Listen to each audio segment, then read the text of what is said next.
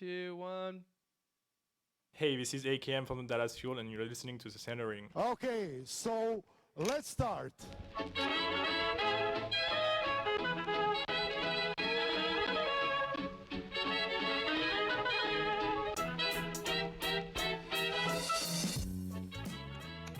Hello. Hello and welcome. Welcome back to another edition of the Center Ring, aka TCR, aka your favorite esports podcast. Not Evo's favorite, but your favorite. It's an inside joke.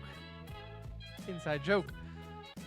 It is episode 164, coming to you live, pre-recorded from an undisclosed location. The date, July 1st. Happy Canada Day, everyone. The time, 8:46 p.m. Central Standard Time. See, we started on time like the last 2 weeks. And you're like, no. It doesn't feel right. Let's be late today. So here we are. We do have the best episode ever. Lots of things happened over the week. We will end the show with enews. It's a beefy one. A lot of things to get to that we just don't have time in this episode, but be sure to stick around for that at the end of the show. Twitch made a pretty big announcement. We normally don't talk about Twitch features on the show, but they did announce that they are starting a pay-per-view service, if you will. So we are going to talk how that might impact esports. That's kind of been a discussion for the week. And Overwatch League going 2-2-2. Is it possible? Sure does seem like it. But before, let's say hello. Hello, my name is Tim. I will be your captain into this journey into esports. And alongside me, as always, my best bud in the whole wide world, my brown bud, it's Anuj. What up, dude? How are What's you? up? I'm good. Living the high life, Monday, man. It is Monday. We were discussing in the pre-show meeting that we don't know why we do this on Mondays, because we're so exhausted from our normal full-time jobs that by the time the show comes around, it's like, I could just be sitting watching some esports, doing something more relaxing. But we do it for We the listener. really couldn't have picked a worse day, though. Like, out of all the days of the week, like, Monday kind of is the worst day. It really is. Well, we are always talking about switching up schedules and doing things, so maybe that will come once we finally pin down stuff. But yeah, no, it is Canada Day. We have teased to some of our listeners in like our Discord and on Twitter that it was going to be a big Canadian Day show. Well, things change. Some people's schedules shift around. Some people, say they can do it, and then when it comes down to it, they can't make it. It's a holiday there, so I get it, right? Thursday is our 4th of July, so I get it. So we had a big show planned with Canadian guests to talk Canadian esports, and obviously that's not happening due to schedule conflicts that ended up happening. So it kind of sucks. I like to think of myself as a fan of the North. Fun fact: my wife so I've been friends with my wife for a long time, like high school, but we didn't start dating until after college. And I think up until like 6 months into us dating, she thought I was Canadian. That's really she good, was, good little surprise. yeah, like she was really surprised when I was like, "No, I'm from Detroit. I'm Well, from you Michigan." like hockey a lot. Yeah, like I play hockey. I get that, and I guess if you play hockey, then there's a good chance you're Canadian if you play hockey. I'll give her that. But no, I'm not. So that's my Canadian fact for you. But I do want to get a Canadian episode in one of these days because it is fascinating. Like, I would love to go to Canada and try to scope out the esports scene up there, just because you don't really ever hear about it. Although there's a lot of like talented players. There are, Shroud and NAF. Shroud. Wait, there's two on Liquid alone. Number 1 NA team has 2 Canadians on it. There you go. Something. So, It's there. Will we ever see a Canadian powerhouse team though, like we do like Brazil, right? Where it's just so tight knit that they have to go. No, What would we it won't. take? What would it take? We won't. I'm sorry. Not right now. There's a better chance that we see 2-2-2 happening in the Overwatch League. Oh, by the way, follow us on Twitter. Before I get into the Overwatch League talk, man, I almost forgot to pimp out our Twitter, which we desperately need everyone to go follow. If you're listening to this right now at this moment and you're not doing it, at the center ring, go ahead and give it a follow. And then mute it. That's the beauty. Follow it, mute it. You're doing us a favor. Create an You, account, follow it, never log back in. We don't care. Like it's yeah, all I the don't care same. if you look. I just need you to follow. So make us look important. It helps in the long run with little things. But let's get into some Overwatch League, shall we? Because Fisher, a main tank, a top tank in the league, really announced his retirement. Now, if it's possible to be a season and a half into the Overwatch League and already have a journeyman, Fisher, I guess, could be one. I on any other week, Fisher retiring would be like its own segment, honestly, because he started out with Spitfire, then went to the London Gladiator or LA Gladiators, and now he went to Seoul Dynasty, which everyone thought that's what he wanted all along, right? Being Korean, and that's where he would sit and strive, and you know, much like everything in the Overwatch League, it might not be all what it was for certain players, especially with how metas and teams aren't really using bench players the way people thought or maybe they thought they were going to be used. So we're seeing a lot of this early retirement happen. And I say retirement in quotes because these are just, again, we've discussed it before. These guys are just quitting. They're not really retiring, right? But so he was going to focus more on a streaming career. And normally that would be the story, except for on his like announcement of retiring stream. He also leaked out, I say leaked, he kind of just straight up said it, saying, guess He what? didn't I'm care. He's like, retired. Don't yeah, care. That stage 4 for the Overwatch League will be a 2-2-2 roll lock. we've been Huge. waiting for so long. Like this is I, kind of what we talked about for quite a while. a Almost what, long since time. 2017, A long 2018, time. early. And Yeah. and I will say this because I'm going to take a little bit of a moment to pat myself on the back. I've gotten into arguments with people about this online and like in Discord. Not our Discord because the TCR Discord is full of educated esports fans who know better. But in certain Discords, I said this at the like after stage 1. I was like, "Man, they got to implement a roll lock. They have to do 2-2-2. That way you have set positions. The observers know who to follow. The fans know who to follow and cheer for, right? Like everyone loves the sniper in hockey. Everyone loves the quarterback in football or, you know, the ace pitcher in baseball. You have those positions and you know who to follow and you're a fan of a certain position, right? Like some guys like defense, some guys like offense and you find the best player in that role and that's something that you can do right now with Overwatch League. It's all just Still the GOATS meta. it's still I goats. I mean, mean, you have like somber goats and other type of styles, but for the most part, it's still very tank heavy or very tank and support heavy. Like you don't see the DPS players right now. Players like Soldier, Reaper, May. Like these players don't get used all that often in like high level competitive games. And so I hope it brings out character like variation is what I'm hoping to see with you having to have two DPS players. But this whole move just feels like it was truly to kill the GOATS meta. Um, I well, mean, and that's the I vibe. think That's what I get, especially with the changing it between 3 and 4, if that really happens, right? right, and I think Blizzard has tried through multiple patches to kill the goats meta or at least subdue it, and each time it's failed. Like I think people have just you're not going to get rid of it because just having 3 tanks sometimes is just it's too good, right? So or 3 supports even, especially with like a brig or something involved. And so for those who might not be as familiar with Overwatch, the 2-2-2 meta is and locked in 2 tanks, 2 DPS, 2 support. So at all times you will have that. The GOATS meta is 3 tanks and 3 supports. It doesn't even offer up a DPS.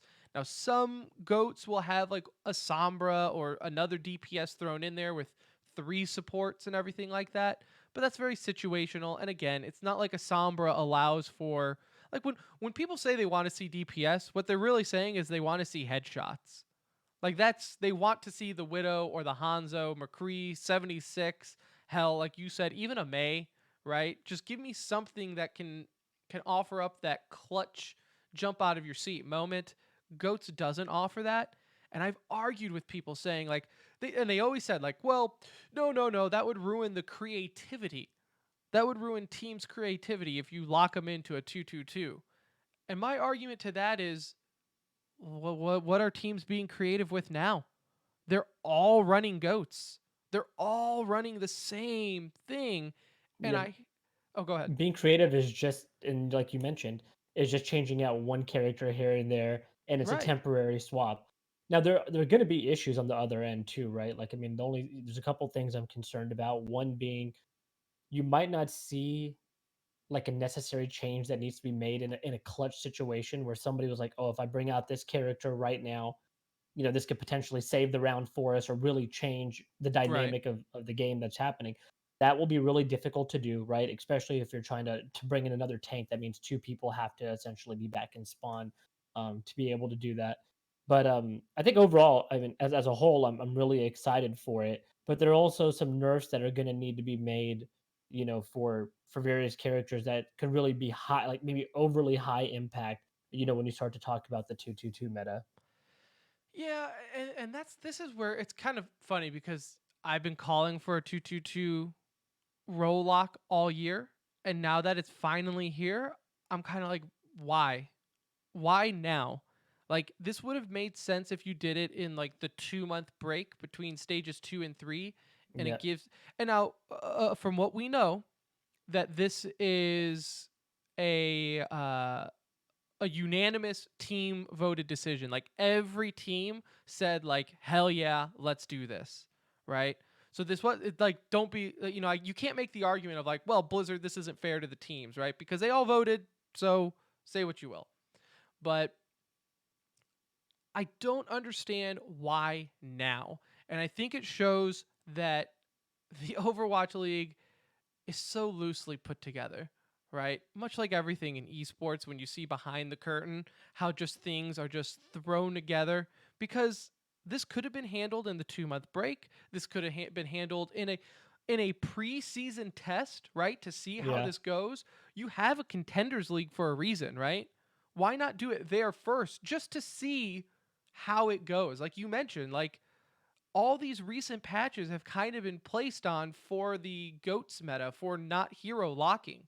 So now that you Yeah, have this, are we going to see brand new heroes being overexposed or, overpowered? Whereas like before, or even underpowered, right? Like I think a lot of people are concerned with is like Reinhardt, where in goats he's super effective because you can play super aggressive with him because you have 3 supports to keep him up. Well, now you're taking away a healer.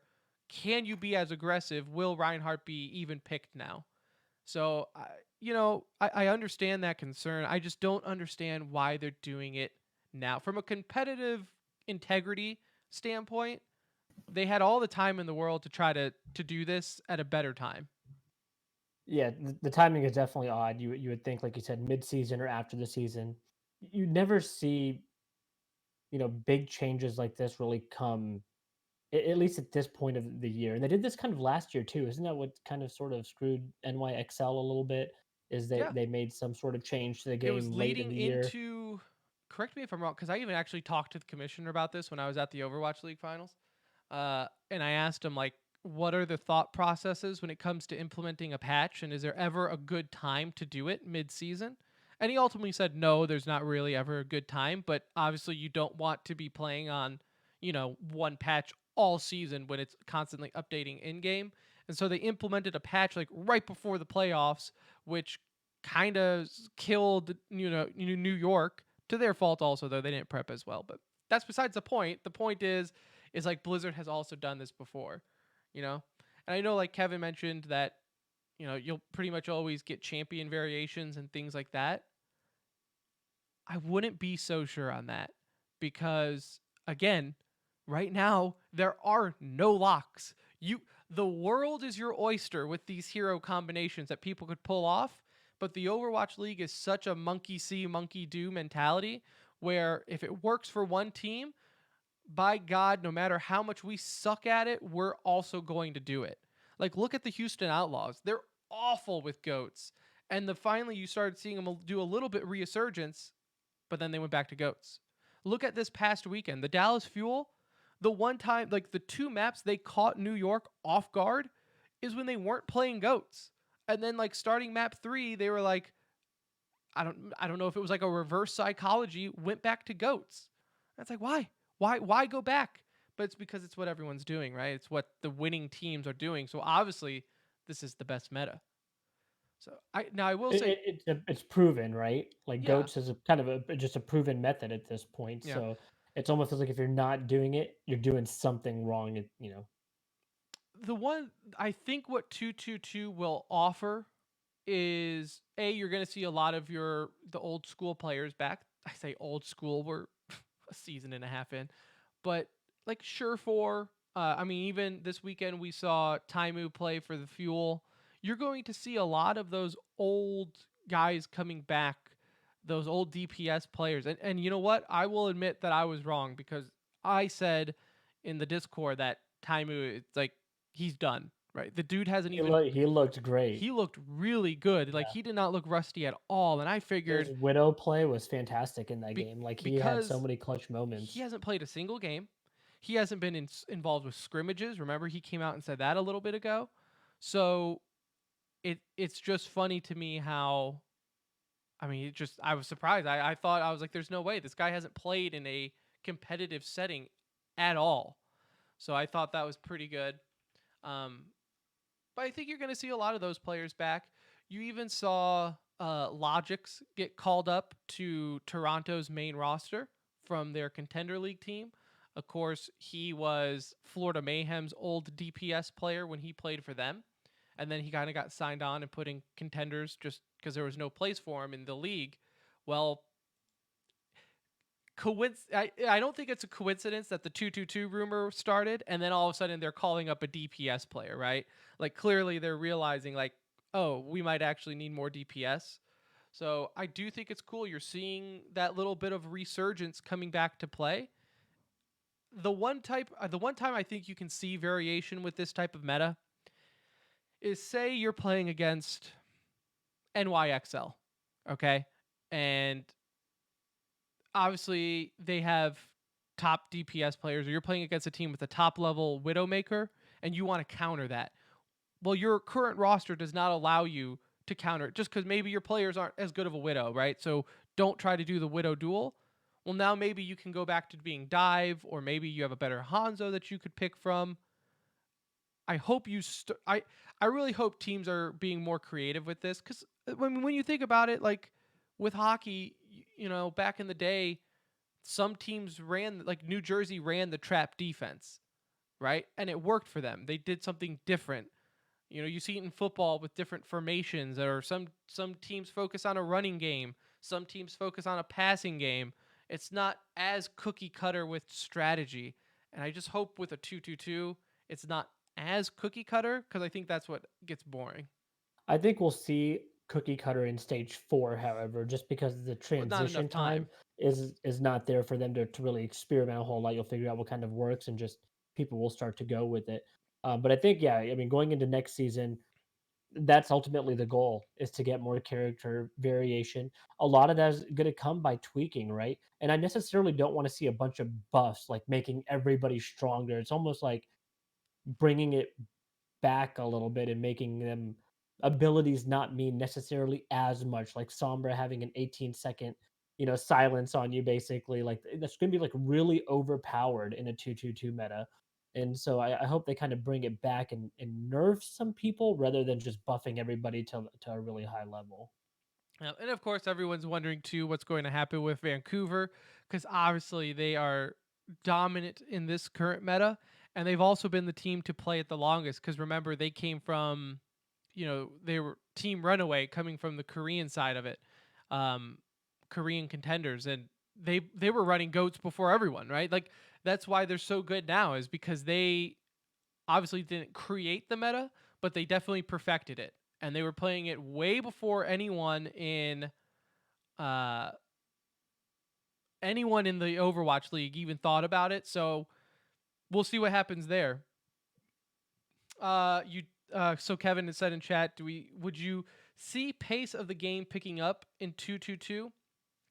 I think you would.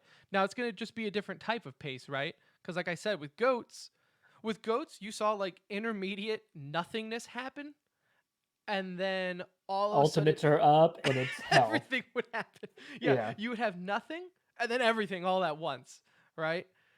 I think now you're going to just see more consistent action, right? The pace might be, you might not get as much of a rush, but again, I it's think it's tough to just going to say. be a lot Just easier to follow ultimately, right? The for games are going to sure, be especially if easier to you're, follow. especially if you Well, aren't like an avid Overwatch player. even me watching it though now, like I was watching Dallas and NYXL, and it was just like there's moments where it's just over chaos. And yes, that'll still happen, obviously, but I think the pace of play will just be smoother. I don't know if it'll necessarily be faster, but I think you'll see more meticulous gameplay. It won't seem as chaotic, and I think from a viewer standpoint, it's a big win. Right. Definitely. So I'm looking forward to it. I wish it wasn't just happening between stages 3 and 4. It seems like it just kind of it's just weird, I guess, like to have two stories to a season and just be one stage. I don't know. I'm not a fan of that, but again, I guess if you got to pull the trigger, just rip the band-aid off, right? Yeah. So, we'll see what happens there. Again, we always stream live on Twitch our episodes, so if you're listening and you always wanted to catch it live, Hazmat Pete finally made his first live stream. What's up, Pete? Long time listener. So, we'll see. We'll see what happens with 222, but I definitely think it was important for them to establish that, to have positioned players and, you know, make some of these players have fun again, man. Right? Let the Yeah. DPS player play DPS. Get Zachary off of Brig or something that they just look miserable doing. So that I think is the most important part. In other news though, this kind of broke down. It was really a Twitch announcement for a feature that just Yeah. kind of spilled over into esports, and so that's where our focus is going to be. But Twitch recently announced that they are going to do or have the ability to have subscriber only streams. So, meaning if you have subs and you're popular enough and you think you can do it, you can make it to where it's essentially a pay per view, right? Only subscribers can listen or can watch or anything like that. Every other person, I guess, gets like a wall saying you got to subscribe to watch, something like that. So wait, before you jump into the esports, let's separate the two. So with that alone, how do you feel about the Twitch side of it? So I will. So first off, I will say this: I only subscribe through Twitch Prime to people. Hmm. Um, in fact, I think I've only subbed to one person before, like just normally, and that was Summit for like 2 months, and then I was like, okay, it's enough, right? It did nothing for me. I got Um, enough of the emotes. yeah, like it's just subbing in Yeah. general doesn't do anything for me. Um, maybe I'm part of the problem, not supporting people who entertain me, but I don't know. They get enough of my ad money now anyway since they flipped that switch. I I don't know, but I can see it both sides, right? Like I can see from a streamer point of view that is cool to have that moment with people who are paying to support you. And I think you can't really look at it as like a hey, if you're not supporting me, F you, I'm going to do a private stream. I think you have to look at it as you are supporting me, so I want to treat you a little. I just want to give you something special. Now, of course, this will be abused. Some streamers won't do it that way. You're going to get a certain gender doing something else. So, well, I guess we're just gonna have to wait and see to see how streamers use it. If you want to do like the once a month sub only stream to kind of say, "Hey guys, me to my paying fans, thank you. Let's game." I have no problem with that. I don't know. Do you feel different? No, I mean, I'm perfectly fine with the subscriber streams. I think it's a great idea because it doesn't only, like you said, it's not just a, it's not really a benefit to the streamer necessarily because they're blocking it out to a new audience, right?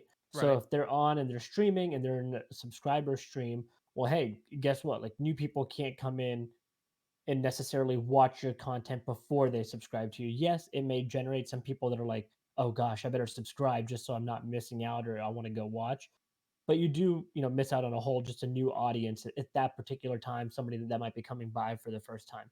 But in general, like I think it's a great idea to be able to treat your viewers to that kind of experience, right? If you want to do something more private and intimate with them and make it about them and maybe you're more chatty with chat, during those streams and Right. really focusing on your audience, like that's a really, cool concept. It's probably cooler for the mid-level streamer.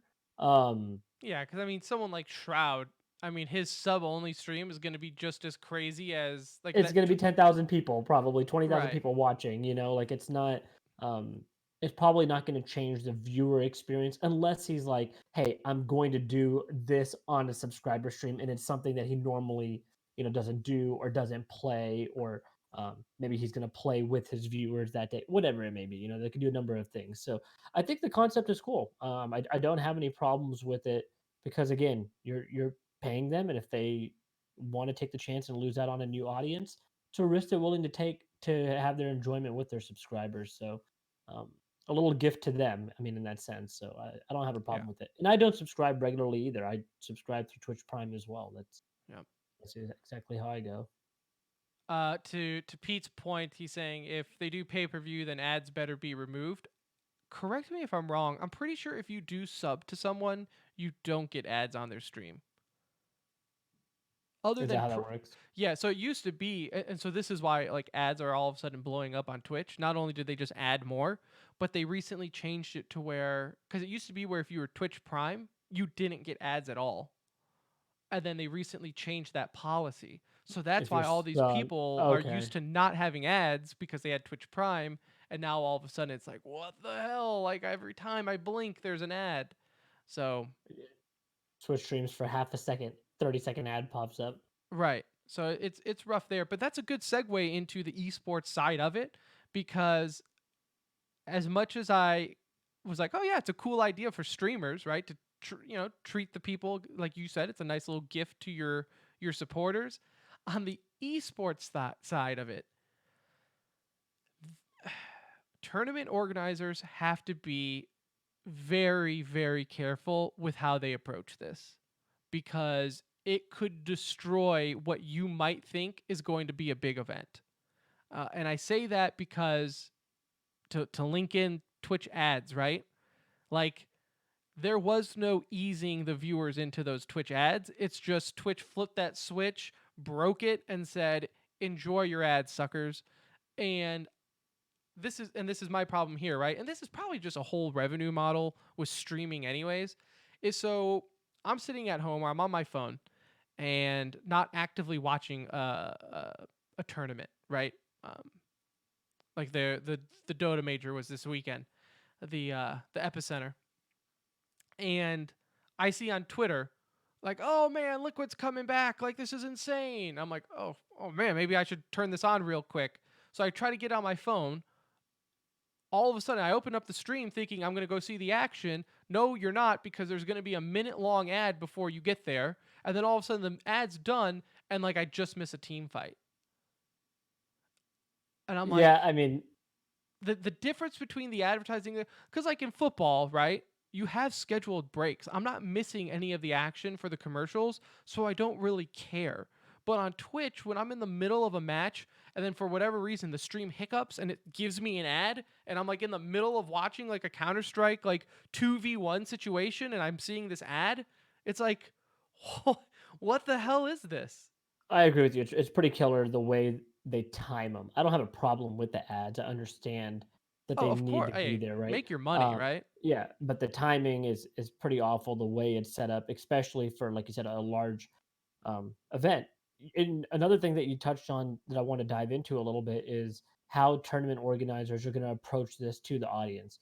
There's two ways that they can do it, and I think there's only one way that's successful out of the two. One of the ways is you just make the tournament a pay-per-view event. Hey, $5.99, you get all the content for 3-4 days. Come watch it. Whatever the system may be, but some sort of pay to get the content to you.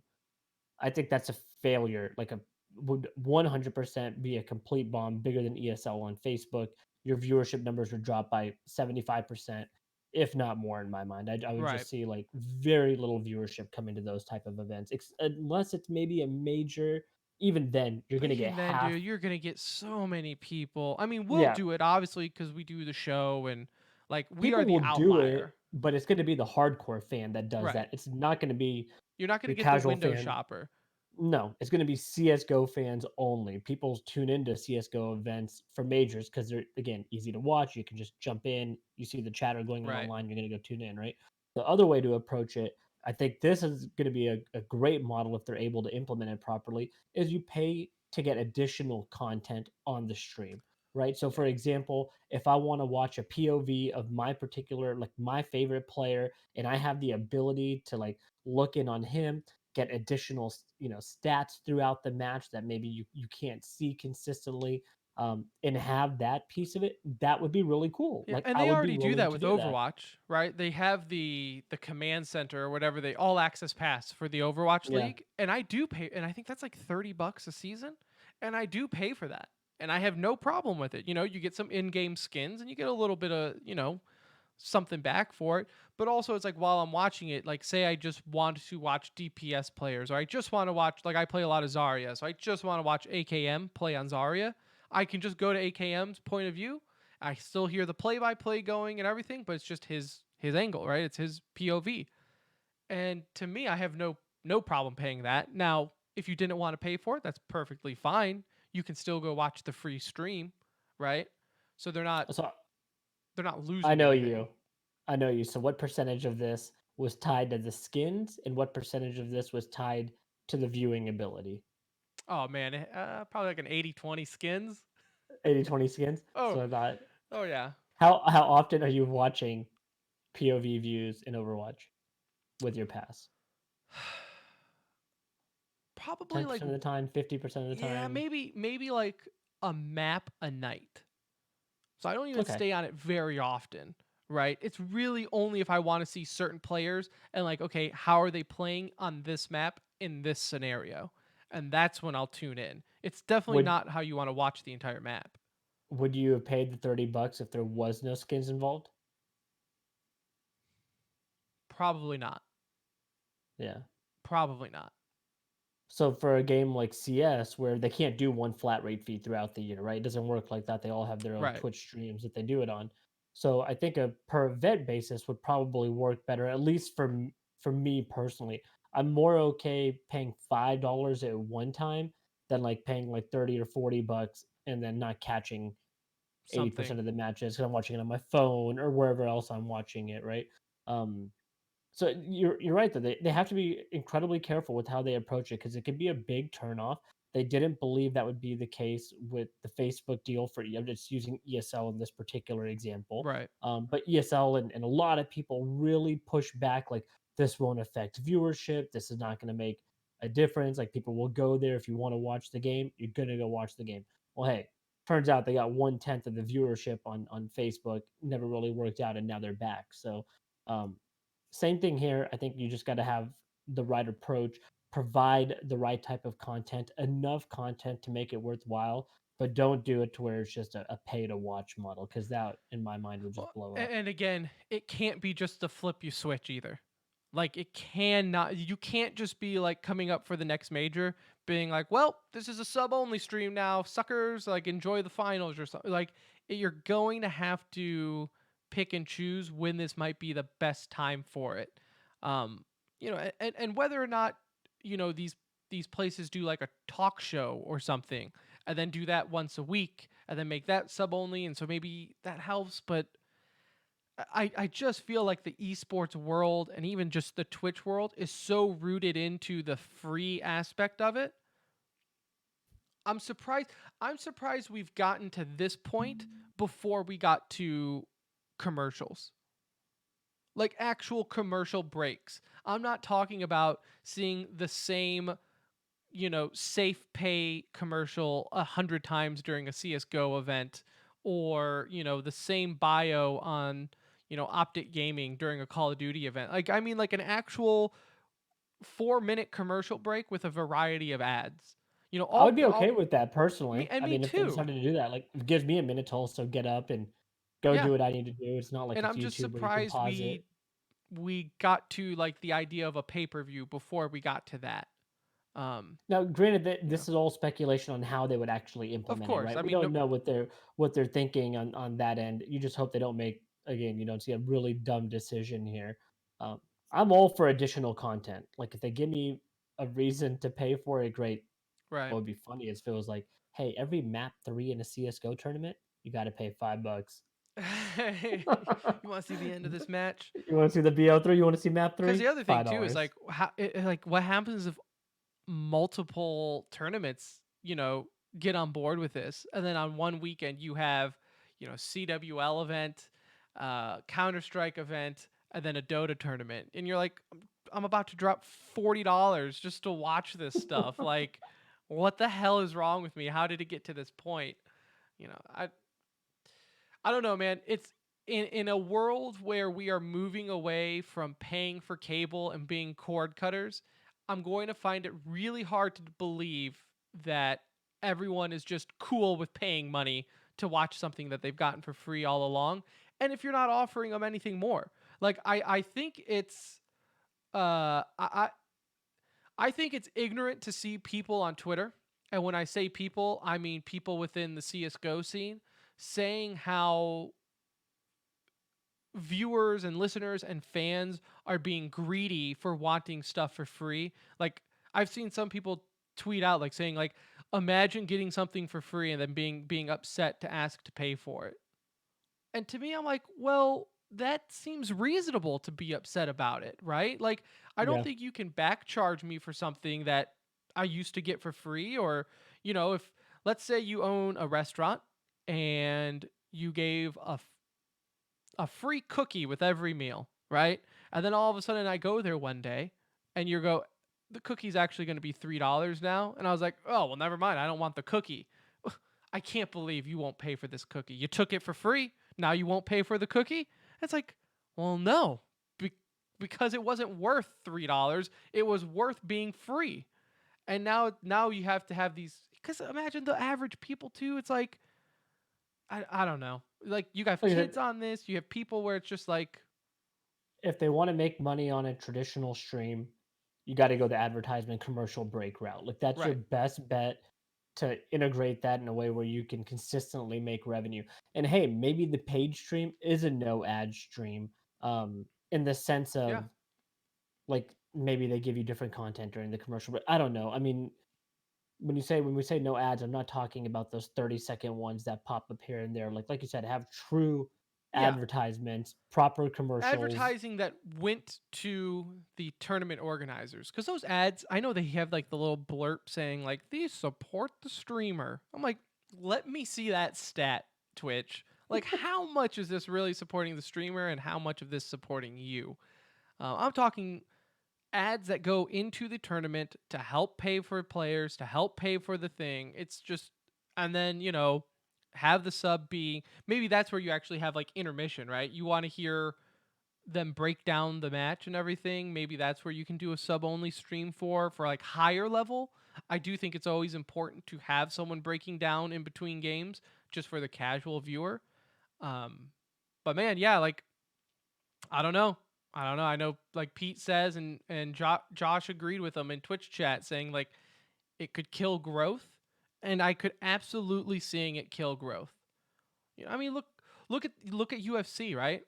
Like, I never watch a UFC fight unless it's you inviting me over to your house to go watch a big fight, and even then, you're talking like the biggest fights of like the It's got last to be five the fight of the years. century. You know, Right. that's You're what we not would going to consider it as. watch everything Mhm. else. So it's kind of like, you know, at what point Yeah, do I I agree. just I look mean, for an illegal again, stream of cologne? there's a couple ways they could do it. There's really only one way that I think it works, and that would be obviously to benefit the viewer and give additional content. I'm waiting for the first TO to go to a straight pay-per-view stream. Watch the reception you get, and watch the viewership count drastically drop from where it's at. So I don't think we're gonna get to that point. I really don't think they're that out No. of touch with reality to where that's the route they end up going. I truly believe it's going to be a content route. That route I'm okay with because I'm not getting that now, right? So if you're going to give me something additional and you want to charge for it, that's that's that's fine. I'm laughing at what Pete said in chat, Yeah. saying that if with the pay-per-view streams, we might be able to afford Brett. That ain't happening. Well, if you That and Jazzy are gone, there's no money for this episode right now. So yeah. I don't know. I think we discussed it a couple episodes with the esports bubble popping, right? I think the whole value that esports has is the number of eyeballs and ears watching and listening to it, right? It's definitely not value because people are willing to spend money to watch it, right? Because that's kind of always been an issue with like you have all these people not all these teams not able to make revenue, right? Because people aren't spending jerseys or doing whatever. So it's I don't know. It's going to be that's another one where it's like you know at what point will we see this happen if ever and then to what extent? We'll just have to wait and see. I'm even curious just to see how streamers treat it. You know, I think maybe that will be the first indication of what but the difference there I think is streamers would use it as like a one-off treat my viewers where tournament organizers are using it for like a strict hey, we want to make money off of this event. a streamer is never going to use it for like a game day launch where they know they can generate their most views. Just like a tournament organizer should never use it for a big event because you're not going to get the viewership numbers that you're trying to get. I mean, a streamer would use it, like you said, in a one-off setting to a Wednesday night stream with your viewers. Like, great, like go for it. But you know, WoW Classic launch or something, no, you're not going to see a subscriber-only stream. Yeah. All right, we'll see that. We'll see how that goes. But I'll tell you what, the second it comes up, we're cranking that pay-per-view up. $20 an episode. If you want to watch us on Twitch, Minimum, minimum $20. minimum. And that's for 30 minutes. After that, it goes up. Cuz that's how we need it. We need all of it. So yeah. We'll see what's up. Let's get into some e-news though. Shall we? We shall. Lots of stuff Even- happened this week. In CSGO, Peacemaker leaves Heroic 2 days before Cologne. So like he was on the team previously, left for health issues, came back in November, December timeframe, and now is dropping out right before Cologne. And Is there a reason why? So it didn't say it in this one. So they didn't like say if it was like a health based issue. It just says he's stepping down from the team. So no particular reason as to why. But with Peacemaker, you just never I'll say know, this. dude. This is like Team If it's- 45. If it's health issues and it's like something personal that he just needs to step away, God bless and good luck. If it's not, the nerve of, of him to leave a team when he has been given chance after chance after chance on like high level teams too Yeah, but is he does- mind blowing. He does good on these teams for even when he's there. Like Heroic's up to number 15 in the rankings, you know, like they're in such a good spot. So I don't get it. Like, I mean, the guy has just been on, maybe he's trying to like get on a team in every continent. Like, I mean, there's got to be some sort of The mission dude has here. made a career of just constantly being on the fence. In other news here, we have Lucas One is going to MIBR for Phelps. That was probably, I mean, Phelps departing was probably the most obvious change. Most people saw that coming. A change needed to be made. Lucas One coming without his brother, I think, is big news. It is a loan from Immortals to them, so you're now seeing him on loan there. I think it's a great pickup. I think Lucas One brings. He is going to at least, I'll tell you what he'll help with. I don't know if this is exactly what's going to work for them. He's going to bring that Brazilian energy back to this team, though. He is a very high emotional player. He's also at least been in the major championship where they had that notorious loss to drew a blank on the team name. but he's been in a finals, and so I mean he's got good experience. But again, he brings a lot of energy, something this team is just lacking right now. So I wonder if that'll be enough to turn it around for him. But a good pickup. I mean, I think it's a good move. Cologne starts tomorrow as Liquid goes. You say here in the notes, Grand Slam, like the Intel Grand Slam. Yeah, Intel Grand Slam. They're gonna They're be already the up for quickest. that.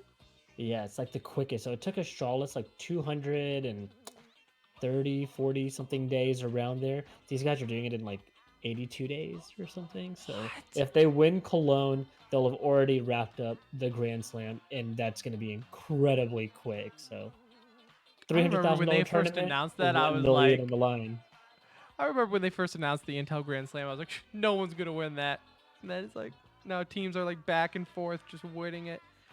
And this is more than just CS:GO news, but we can throw it in here too because we're talking about Liquid. Liquid announced that they've signed a partnership with Marvel for jerseys pretty awesome. and then some, like in the future. Yeah. The idea is awesome. I'm not a huge fan of the jerseys. I never really understood the whole. Again, this was probably just being a 29-year-old, but like NFL, like you'll have like a Cowboys Marvel T-shirt, and it's just like the Hulk with the Dallas Cowboys logo next to him. And I'm like, I don't really get it, but if it sells a shirt to a kid, then I guess that's the point. So The timing with July 4th makes it really cool to be a Captain America jersey, though. I yeah, really I mean, liked they them. have I mean, they I have thought other they have others too than just Captain America. So so that's actually all I saw were the Captain America ones. oh that no, were yeah, they posted on, have like Nitro they have and like stuff. the. Have you seen the latest Avengers movie? I haven't. No, there's like a suit that they wear to time travel, and that's part of it. But Yeah, you know, pretty neat, cool little sponsorship there. I mean, sacrilege though to give HBox the Captain America jersey because we all know there's only one Captain America in the Smash scene, and that's Mango. Like Mango is America, so let's not try to let's not just pretend that HBox is Captain America. That's sacrilege, and he should be ashamed for even putting on that jersey. Also, HBox, well, you know what we'll talk about because we're going to bring up CEO later. Nike signed with Furia. I know we just talked about Marvel obviously signing with Liquid.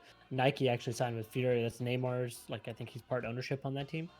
But they signed a deal. I don't even know. I couldn't think of another team that Nike was tied to in esports, if any. So I don't know if that's the first deal Nike has made within the esports team. Not that I know of. Nothing's coming to mind for me either. But yeah, Nike signed with Furia. I thought that was pretty cool. We already talked about Fissure retiring in Dota. The International 19's prize pool. Just an update on that for anyone wondering. Already over $25.5 million, already surpassing last year's. And this time last year, the prize pool for 18 was at 19.4. So already what do they about change? $6 Why is million it like up. how is that even happening? I It's just think blowing it's my mind. I think it's all of the like what's it called? Like the battle pass and stuff that they sell on Steam, I guess. I don't really know. No, I it mean, I'm is. not I keeping just up with like the wonder ins and what outs are of they what like. causes it. I'm almost But curious, like what they're giving away, or is it something in like team tactics that's like bringing the popularity up, more this year? Because it's not like the game has had like some significant advances within a year, but that's a very large jump. I mean, that's 6 CS:GO majors of a jump in terms of prize pool money. and we have a from last ways year to this go, year. man. That thing's Yeah. gonna break 30 million easily. Easily going to break it. Well, It's let's quit the insane how. podcast and go play Dota. So I used to play Dota a It's got to lot. be the move. I used to gotta play be the Dota move. a lot. There's no way I could even pretend to. Like I think You, you me, could. Pete, Josh, Zen, right there, I done. feel like you could throw either you and me. Now this is very old man saying I could throw a football over the mountains, and I get that. But I think you could throw a Nuge and me on a professional Counter-Strike team, and we could make it look like we were pretending to know what we were doing for at least a couple rounds. Like let's say you sat down on what's like a not like a tier 1 player, but Peter. All right, we'll use Peter. I don't even think he's on a team, right? Friend of the show, but we like him. Friend of the show. His parents are a friend of the show too. Good people. But let's say he walked away from his computer at a tournament. You sat down, no one knew it. How long would it take them to realize that it wasn't Peter playing? Oh You Lord. could probably fake it. I could get, yeah, I would know my positioning. It would probably be when the shooting starts, right? Like the aim would Right. probably be drastically different than somebody like him. Positioning wise and all that, you could probably look normal for a moment or two. Dota, there. there's no stinking way. No, Not wouldn't not even a know where to chance. start. That's insane, though, the money that they win there. And this is for a game that people still claim is their esports scene is dying and no one cares about Dota, and yet looks like there's enough people who care about it.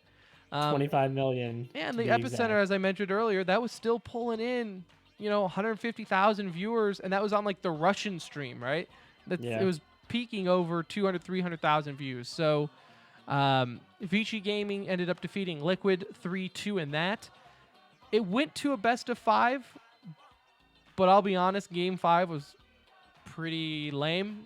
Liquid got rolled after a game 4 that they ended up tying it up with. It was nuts. It went over or just under 65 minutes. The game lasted over an hour, and that one was really epic. And then game 5, it's like Liquid had nothing left in the tanks, and they got rolled. It was like 30 minutes long. They were never in it. Call of Duty.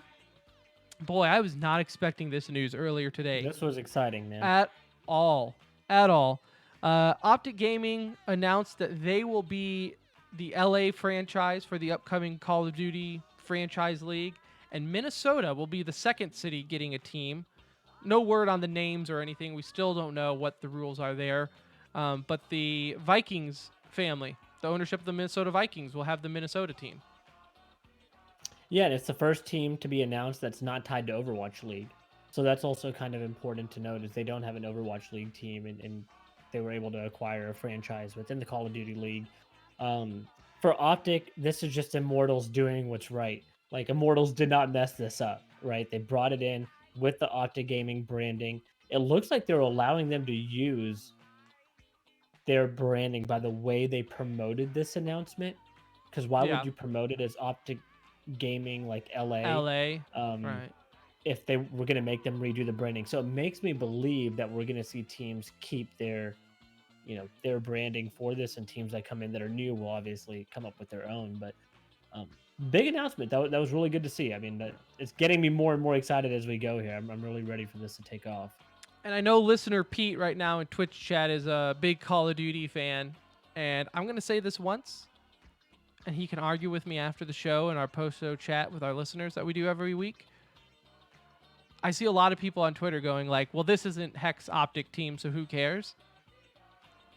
There is no Hex Optic team anymore. The dude walked away from the organization, and he blew it. He blew his chance at having a Hex Optic team. This is Optic Gaming, whether you like it or not. I'm getting really tired of Optic fans trying to make a pass on him, saying like, well, I'm going to go follow his team. This is Optic. Like, I don't, it drives me nuts. I don't know why he's getting a free pass for mishandling his team. This is his team. He just gave it away. And now people, I think, will also start to reel it in a little bit as well, now that they see that the Optic brand is staying alive, right? I think a lot of people's fear was, hey, we're going to go follow whatever Hex does because we're going to lose Optic Gaming altogether. They're not losing it here. Like I said, now it's just going to be a different ownership group. You're not going to notice any changes in terms of the product we see. It happens all the time in traditional It does. sports. Teams get bought out. You have a different owner, and you support the brand. It's a loyal the fan team. base that grew up with Hex, as the owner, and that's part of it. Is esports is a little bit more intimate when it comes to your fan base and your ownership in their case than they are with traditional sports, right? So I understand where they're coming from, but hopefully now the tides kind of settle a little bit here. You see that you're not losing your team. Life goes on. Everyone's going to be fine. Right. But I digress. Battle Royale news. Apex Legends tomorrow, Season 2 starts. A new hero is dropping, and official ranked ladders are coming out. It's going to be 7 ranked leagues or 7 ranked ranks that you can progress through. There'll be different ways to earn points throughout a match to be able to get your rank higher, get different bonuses and things like that for obviously getting the highest rank. But yeah, and the new hero Watson, that's going to be an interesting character to see how it's used. I think it'll be a difficult Mhm. character to play, but she basically creates barriers that trigger like notifications if somebody crosses it, as well as does some light damage. So it could be a really unique character, and people that master it, it'll be fun to be able to watch them. But yeah, having ladders and penalties and you know everything else that they're adding, this is a good start. We're not all the way Let's there, try but to it's a find good something to start. deal with the hackers. Yeah, please. We get caught with them a lot, especially if you get into like the top 5, whatever they call that thing, right? If you get top 5, Elite you get put queue. in the elite queue, and it's like, oh look, it's 50% hackers. This is wonderful. That's Great. probably going away, would be my guess, as there won't be an elite queue with ranks. That wouldn't probably wouldn't work unless if you're trying to rank up. Why would you want to go into a queue with like the best players automatically every time? Right, It but I wouldn't mean, make but I'm sense. assuming you So play people with your rank, right? So if you're a higher rank, you're probably playing with other people who win a lot or get kills, which consequently are yeah, also be hackers. interesting to So see how they do it, we'll but see. it's gonna be fun. We'll Launch this see. tomorrow. We'll see. I'm not saying they're not doing a bad job of banning them, because you constantly see reports that, X amount of hackers have been banned, and it's always a ridiculously number. It just needs to find a way to, I guess, prevent the hacks from coming in the first place. But it's still not. It's still going to be exciting seeing Apex Legends maybe get a little resurgence, get that bump back up on Twitch for sure. In other esports news, John Deere will field a 7-man roster in Farming Simulator for their league at FarmCon 2019. That's I don't know what to say. that's actually pretty cool. Like, I mean, if there was ever the perfect match made in heaven for advertisement group or advertiser in esports league, this is it, right? Like, does it get any better than this for John Deere to be in this FSL league? So No, I never thought John Deere would be sponsoring anything esports related. So I guess it's good for them that they found their spot. FarmCon 19 this year might have its own show, boys and girls. We'll see. We'll We'll see. see. uh, you know what? Maybe we'll get a different listener base on that one. GameStop announced that they are partnering with Justin Wong, of course, known for his fighting game, everything, but especially in Street Fighter. And he will create a series of gaming clinics for GameStop customers, obviously in the fighting game scene. So it's cool to see them embrace something other than FPS or something. Yeah. I feel like the FGC just doesn't get enough love in this type of category, which is huge because like it's the one genre that you can really just kind of work and practice on tips and everything by yourself. So I think it's perfect. Good to also see that they can answer someone's emails back. So, grats to you, Justin. Glad they messaged you. I'm not jaded or anything. It's cool. It's cool. This was also fun news. Quake announced that they will be a Quake Pro League with 20 players competition. Will kick off at QuakeCon, which is just later this month. And of course, yours truly will be at QuakeCon. So if you're going to be there, let us know. Anuj and I will be there, I don't think every day, because it's 4 days this year, but they're also doing a pro league, and it's also like labeled as like a Doom Con. So be fun to check out for sure. So if you're there, let us know. expectations are high. Expectations are high. 20 player league, 10 NA, 10 SA, Yeah. and It's cool to see that they haven't given up on that. Quake Yeah. Champions, I thoroughly enjoy it. I mean, you and me are former tournament champions of Quake, but That's true. I have a hat. It's over there. I don't want to get up and get it while recording, but I have our championship trophy hat that we won at QuakeCon for doing a Quake tournament. It was me, Anuj, my wife, and like some little kid or something, and me and Nuge just, I think both had like 20 plus kills, just carried the team. It was fun So- though. I mean, the game is fun. It's not. It's No, not it's the not Quake I like though. Yeah. I don't like class-based shooting in Quake. Give me the raw run and gun. I don't need people to have like speed boosts and healing and I am beaten down by class-based shooters. Let me just say that. And last but not least, CEO 2019 wrapped up over the weekend, a premier fighting game event. In Melee, you had HBox defeated Wizrobe. Of course, this was Wizzy's first event under Team Envy. And again, just proven, like, I don't know what the dude has been doing lately, but just crushing it, getting to the grand finals. HBox announced afterwards that he is going full-time gamer. So he quit. He retired like 3 weeks ago. Is that what? I mean, it wasn't that long ago. I'm being a little sarcastic with the timeline, but like he announced he was. Oh, like going back to work or whatever, and yeah, like yeah, not it that wasn't long like ago. that long ago when he said like, "Hey, I gotta go back to get a full-time job," and now he's like, "Hey, I'm not doing that anymore. Like, going back to that, gaming." that 8 to 5 is a little rougher than I thought it was gonna be. Right. Not as easy. So good for him though. You know, like I know I give him crap a lot, but for someone to be on his level and working a full-time job was pretty impressive. Maybe now with like more time to us. practice, he won't delay and just fly around till the clock ends. Maybe he'll actually learn how to fight in Melee with his free time. Maybe. Imagine how good our content would be if we were just full time here. Imagine. Imagine. We could maybe do 2 shows a week. My note about HBox that I was going to bring up earlier, though. Although, yes, they did get cool-looking Marvel superhero jerseys, I still feel like he wears one jersey too small. Like, Yeah.